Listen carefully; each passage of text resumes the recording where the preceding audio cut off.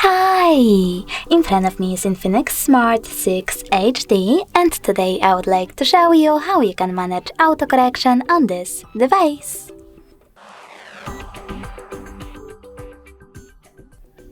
Firstly, you need to access Settings. Now scroll all the way down and choose System. Then click on Languages and Input, On-Screen Keyword and Gboard. From here, you need to click on Text Correction, then scroll down and choose this sweater next to Autocorrection. As you can see, after that, automatic text correction is off, but you can always turn it back on by choosing this same sweater. Thanks so much for watching. If you enjoyed this video, leave a like, comment, and definitely subscribe. Bye!